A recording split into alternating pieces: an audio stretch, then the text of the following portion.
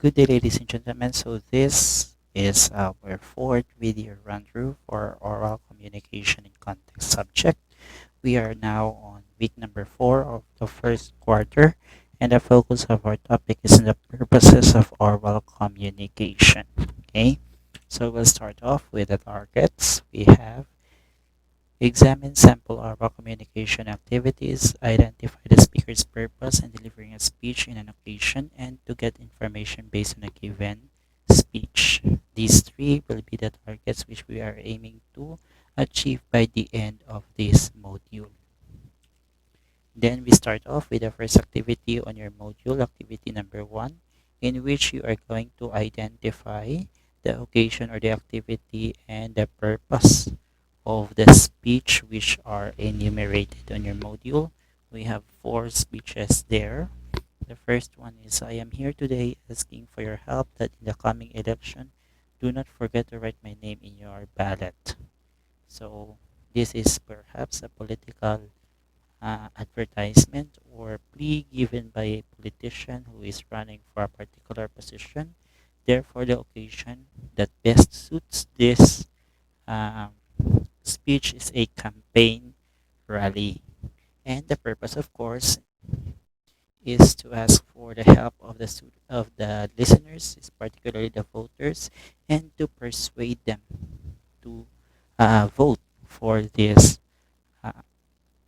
this candidate. So the purpose is to persuade, and the occasion is the campaign rally. Number 2.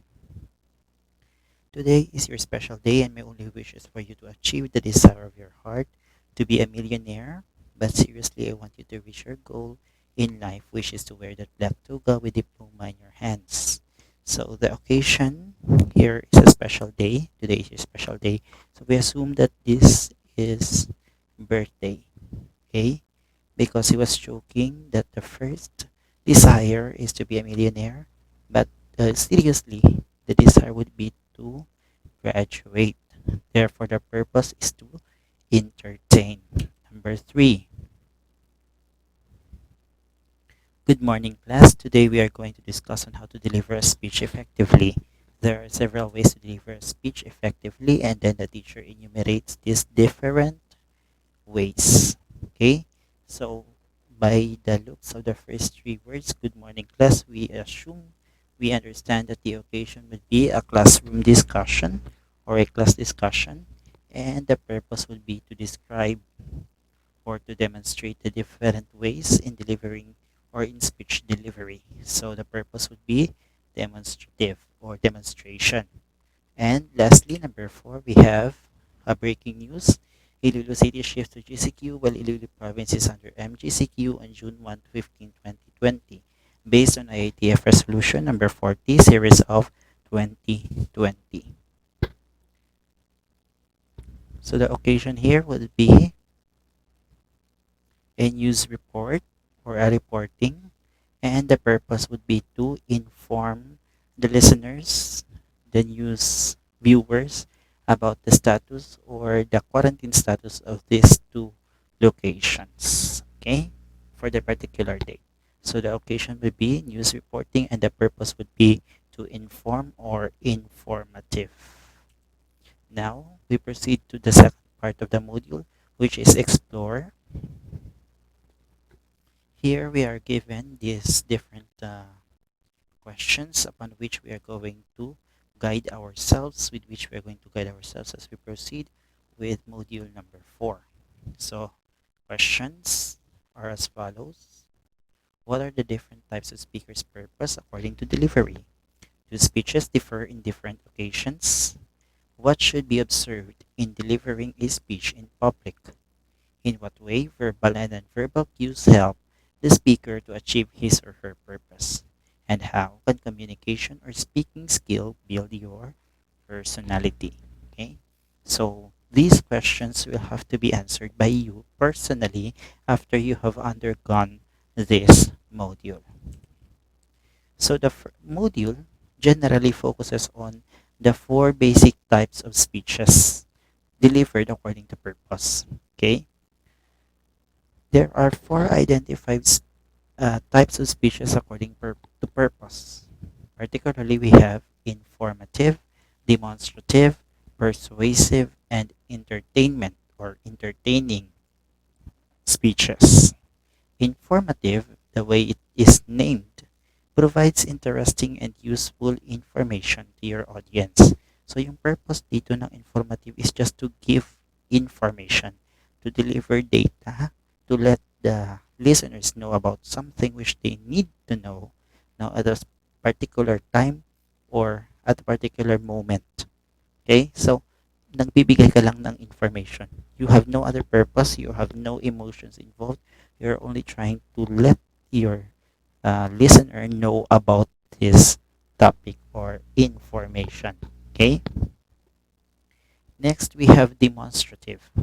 In this type, the speaker and the listener no, engage in a speech wherein the speaker is trying to teach the listener to do or perform something. Excuse me.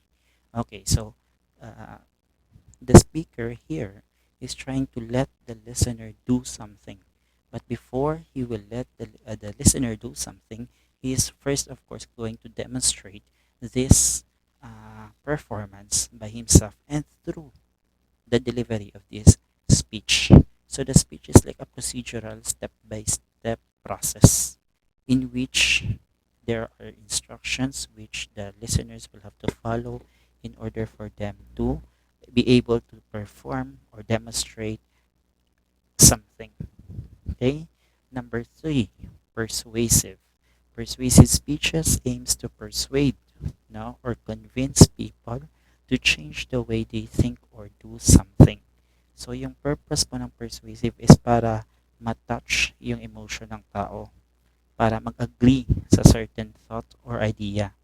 Na recently, we are faced with various persuasive speeches, posts online sa kung sino na ang bagay nga botohon para sa plaaboto niya eleksyon.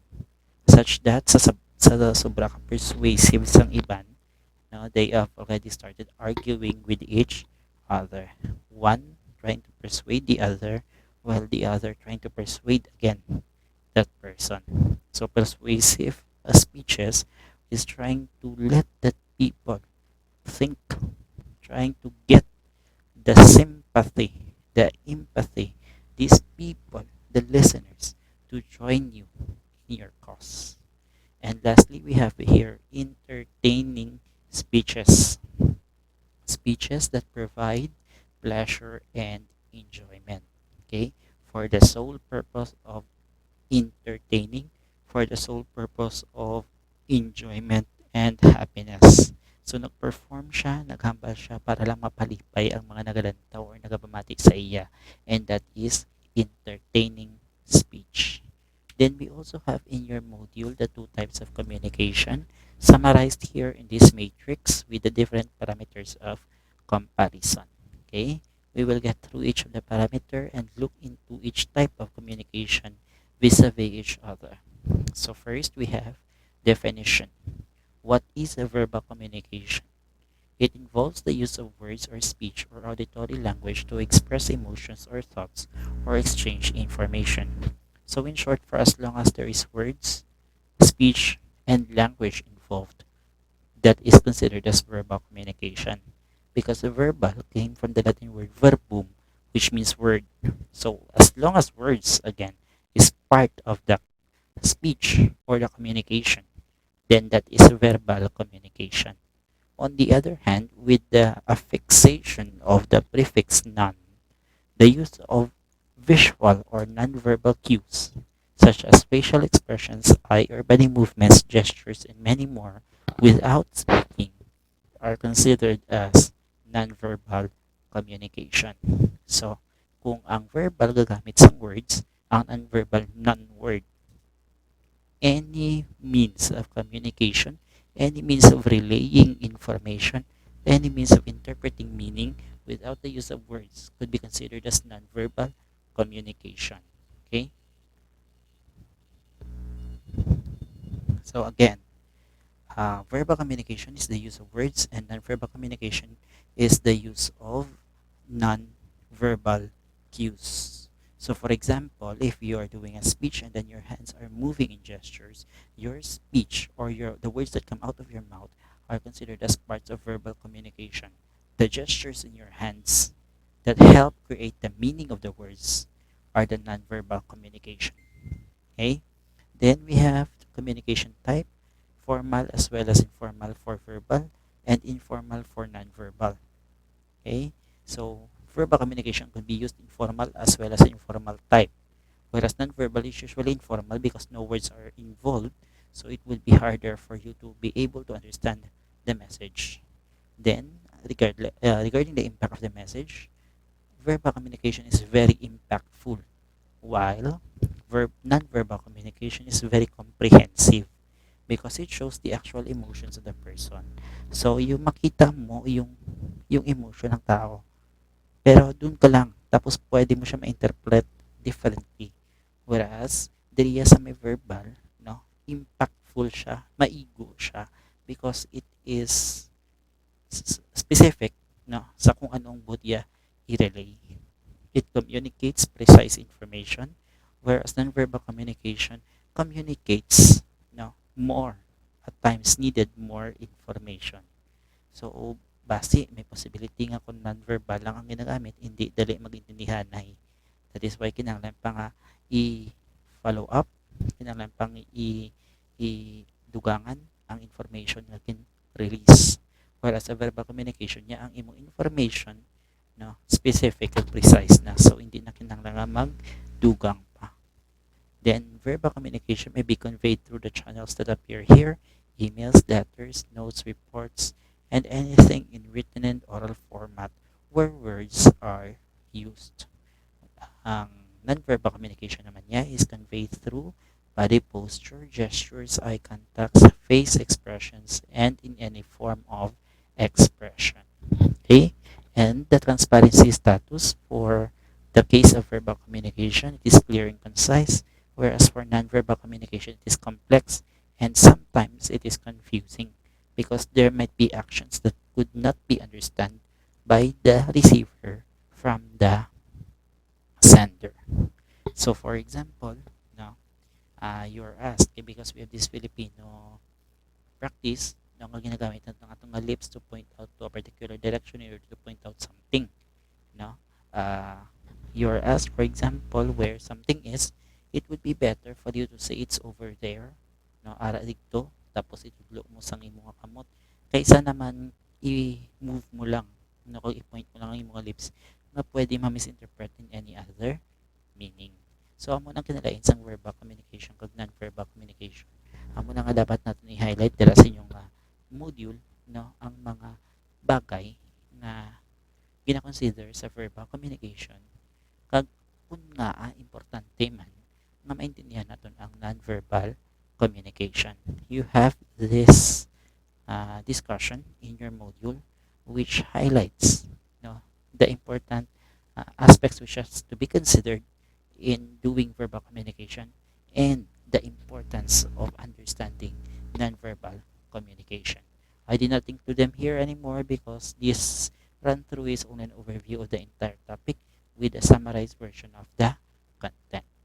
So now we proceed to your activity number 2, in which there is a table and then we have 4 items or topics listed on the table.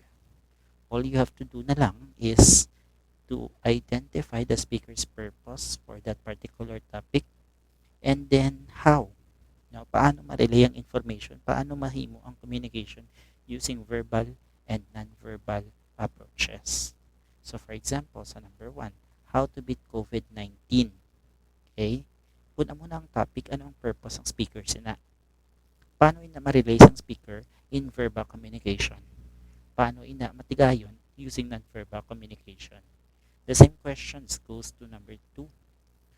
Kung ano, no, nga purpose, paano relay verbally, kag non-verbally, no, when the topic focuses on the priority of the government, whether economy or health.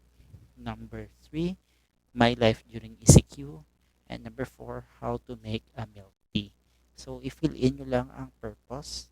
Tapos, kung paano, in your own opinion, no correct answer, no uh, one correct answer here.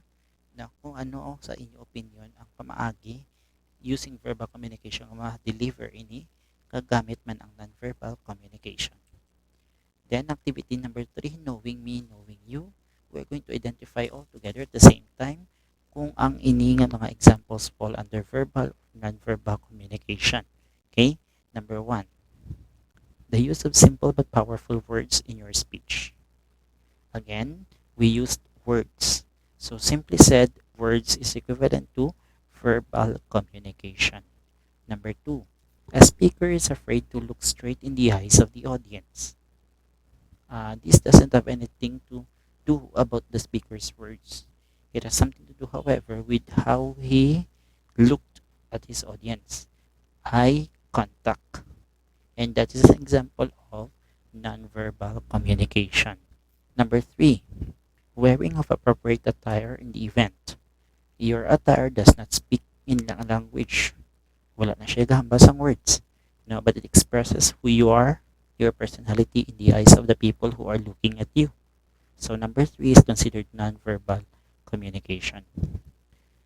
Number 4, avoiding fillers in speaking to the public, meaning you're speaking to the public, you're just avoiding these words which are considered as fillers, ng mga pambulak-bulak nga naga-fill in lang sa mga gray areas sa imong speech, but generally you're speaking to the public, which makes number 4 verbal communication. Okay? Number 5, the use of hand or body movement while speaking. So your hands are moving, your body are moving while you are speaking in order to exaggerate, in order to support the words that you are delivering. This is an example of nonverbal communication. Activity 4, am I ready or not? Here you are required not to write down an essay guided by these 3 questions. Number 1, using a scale of 1 to 5, 5 being the highest, rate your emotional preparedness. Emotional preparedness to deliver a speech in a public. For example, you're asked to deliver a speech in public right now. How would you assess or rate your preparedness emotionally from 1 to 5? Number 2, I feel, I think, I believe. So here you write down what you thought, you felt, what you believed, with respect to the topic of verbal versus non-verbal communication and the different purposes of speech. Then, as a student, I believe, hence I. Okay? When we say hence, it means the following fragment there would be the result or resulting from the cause, which is the belief on the first part. As a student, I believe blah, blah, blah, blah. Therefore, or hence, I do blah, blah, blah, blah. Okay? So, you give a belief, you give your own philosophy, and then what had been the result of that for you as a communicator. Then, number 5. Here we are going to identify answers to a particular questions with multiple choice regarding identification, sang mga important details. There is a speech nga ginhatag. This speech is entitled, Which Life Would You Like to Take by J.V. Andong. You have this speech on your module, but we can all together get through our eyes, skim through this short speech. High school life, according to some folks, is the happiest stage of human's life. Is this true? There is no such beautiful things about life as to becoming young forever. As a teenager, you intend to be carefree and happy-go-lucky. You face problems in an easy way, and the consequences of your actions are not feared or thought of. Most teenagers, but not all, are not taking their problems in life seriously. They would just simply do anything that comes in their mind without taking precautions, or would perform actions without asking permissions. But if you turn to an adult, life perspective changes. The way you think, act, or decide is carefully analyzed and taken slowly because you are afraid of what might be the result of your decision or actions. We must realize then that living in this world is not permanent. Life changes as we grow, and we need to live life to the fullest. You may enjoy now, then suffer later, or suffer now, then enjoy later. Which life do you want to take? So, number one question referring to that speech is, what type of speech is a given example? Okay, the correct answer would be letter D, persuasive, because the speaker or the writer is trying to convince the listener and the reader regarding the life that he wanted to take. Number two, which among the given line helps you know the type of speech being used in the example? A, can this be true? B, which life do you want to take? C, we must realize then that living in this world is not permanent. Or D, you may enjoy now, then suffer later. Or suffer now, then enjoy later. So the correct answer here is letter B. Which life do you want to take? Because that is an open question which will trigger the audience, the speaker, or sorry, the listener and the reader now to try to think about what the speaker is saying and try to change their uh, mindset regarding life. Number three, what is the message of the speech? Letter A, live life to the fullest. Letter B, enjoy life, but with precaution. Letter C, life changes through the years. Letter D, enjoy being young and be serious later. The correct answer here is letter B, enjoy life, but with precaution. Number four, if you were to deliver this speech, what is the appropriate way to deliver it? A, conversational style. B, serious and strict. C, portraying a smiling face. D, use a voice with force. The correct answer here, number four, supposed to be is conversational style because you're just trying to persuade your readers to join or to think the same way that you do in your mindset. Last number, if the teacher is the speaker, what do you think he wants to tell the learners? So if it was a teacher speaking to the learners, which of these choices here would be the best uh, message that he wanted to convey?